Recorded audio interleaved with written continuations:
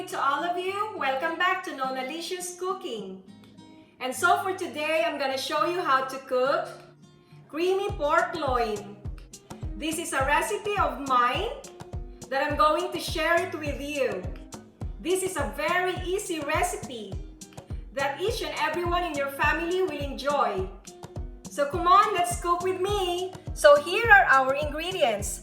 I have here garlic, onions, vinegar, mayonnaise, salt, sugar, paprika, chicken cube. This is coconut milk and 2 cups of water. We're also going to use, this is oyster sauce, soy sauce, ground black pepper, and banana ketchup. I also have here 3 kilograms of pork loin. But you can do this recipe with either chicken or beef. I cut this into thin slices. So let's start. First, we're going to place our pork loin in a pan. Okay, I'm going to add the garlic. The next is our onions. Actually, we're going just to put all our ingredients in one pan. This is so easy. And then next is our vinegar, sugar, our banana ketchup. The exact measurements, I actually wrote it down below this video, so you can find all the exact measurements in there. This is around 2 tablespoons of soy sauce and 2 tablespoons of oyster sauce. But you can season this according to your taste. And next is paprika. Let's say around 1.5 teaspoons. Chicken cube. This is optional. If you don't want chicken cubes, then it's all right, guys. And ground black pepper. A dash of salt.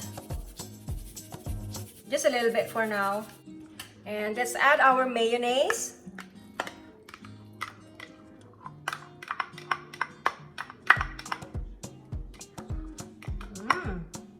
Looks creamy. And around 2 cups of water. But if we need some more to tenderize the meat, then we can add more. And lastly, we're going to add our coconut milk. Smells good already.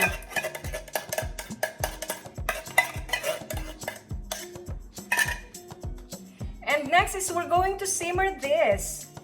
So we're going to cook this until our broth will be reduced.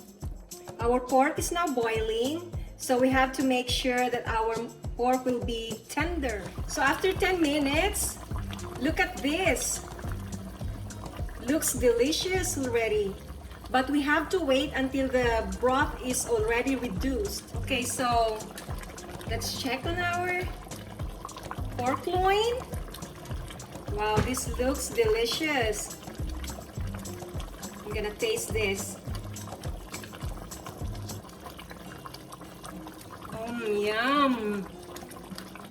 It's like a unique blend of all kinds of taste. This is now our creamy pork loin. Can you believe that? It's just all in one pot and mixed everything, and you have this very delicious recipe. Thank you for watching my videos, and please hit the like button and don't forget to subscribe to my cooking channel. Thank you guys! Hanggang sa muli! Bye!